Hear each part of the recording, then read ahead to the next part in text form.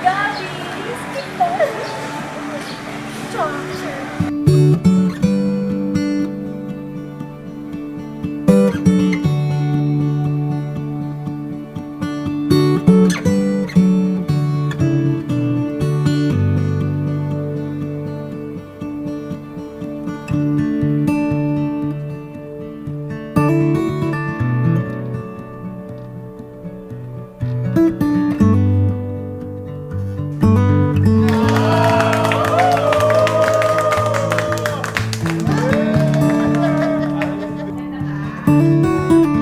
Yung mic.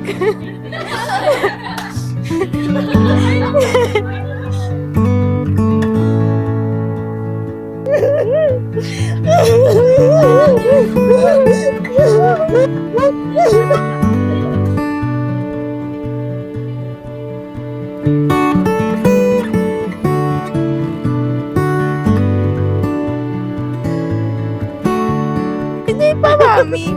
Basta ito, ano lang to, simple gift. Wala dun sa mga nire-request mo. Pero kailangan mo kasi yan today. May request Knowing talaga. you. May request talaga ako.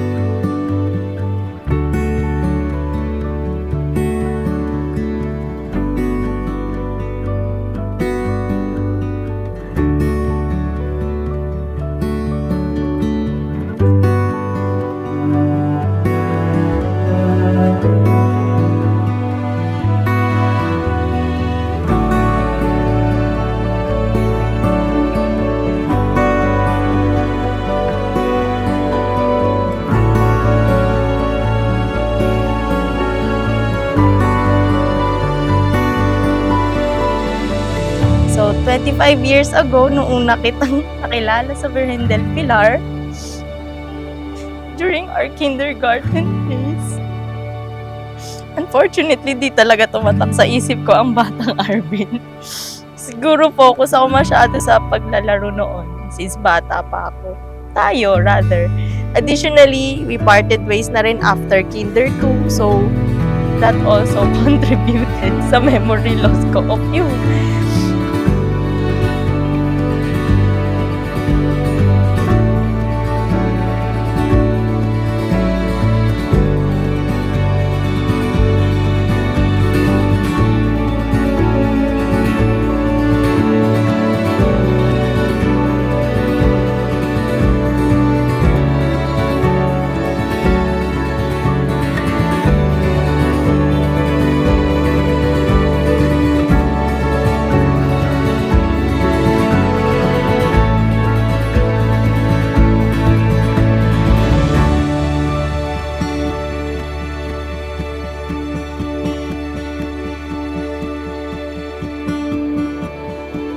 Ang tungkulin ng lalaking ikinakasal ay itinuro ni Apostol Pablo sa kanyang sulat sa Efeso. Ganitong kanyang sinabi, dapat mahalin ng mga lalaki ang kani-kanilang asawa, tulad ng sarili nilang katawan.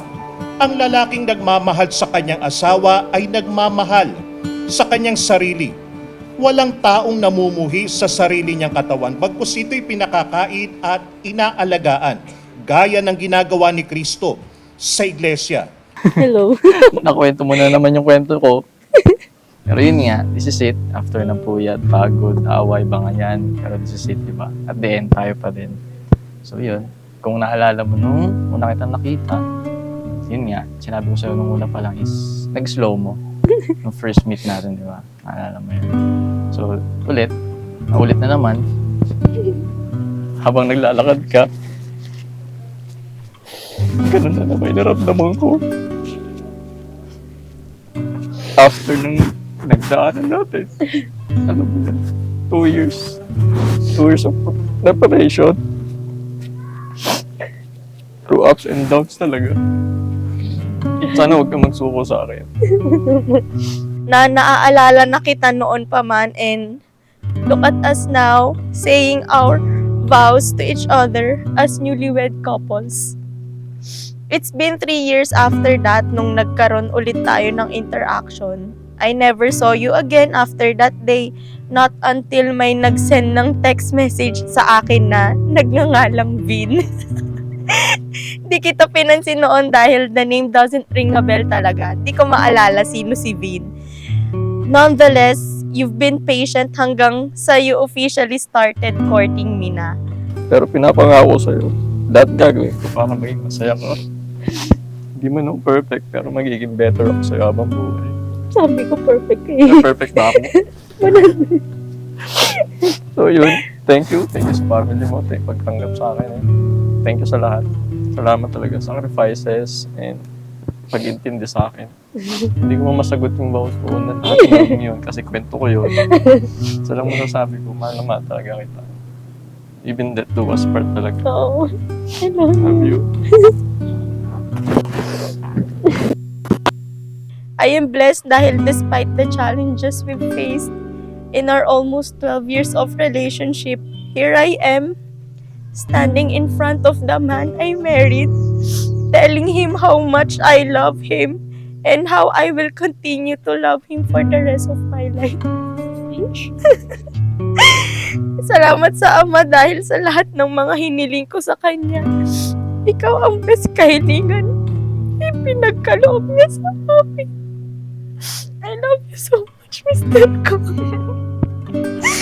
I'm excited to spend the rest of my life with you and start a beautiful family with you. Akong si kapatid na Arvin, Akong kapatid na si Arvin. ay kinukuha kita kapatid na Kimberly Na kinukuha kita kapatid na Kimberly. na maging aking tunay na asawa Maging tunay na aking kasawa.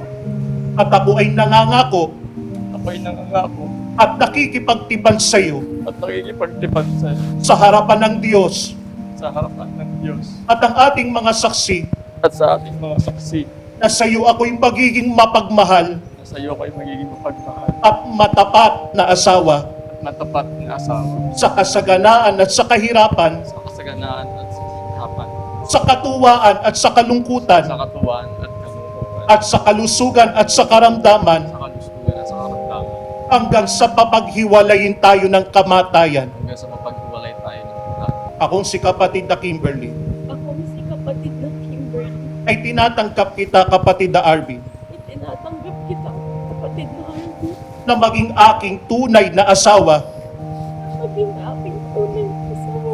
at ako ay nangangako Ako ay at nakikipagtipan sa iyo nakikipagtipan sa iyo sa harapan ng Diyos sa harapan ng Diyos at ng ating mga saksi at ng ating mga saksi na sa iyo ako'y magiging mapagmahal na sa iyo ako biging mahal at matapat na asawa at matapat na kasama sa kasaganaan at sa kahirapan, sa kasaganaan at kahirapan, sa katuwaan at sa kalungkutan, sa katuwaan at sa kalungkutan at sa kalusugan at sa karamdaman, at sa kasaganaan hanggang sa papaghiwalayin tayo ng kamatayan. hanggang sa pag-ibig. Huwag mo pong ipagkakait sa kanila, Ama. Iabot mo pong mga pangangailangan lalo pong ibibigay sa kanila ang matibay na pananampalataya upang anuman ang mangyari,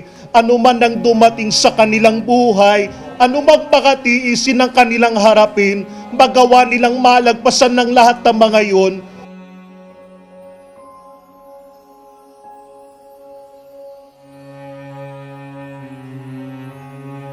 Gusto ko lang sabihin na congratulations and andito lang kami, kahit ayaw mo na, andito kami.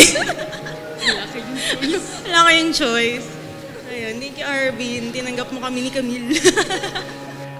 Habaan mo ang pasensya mo kay Vin. There will be times na you would expect things from Vin that he won't be able to do. Always keep in mind that communication is a vital part of marriage.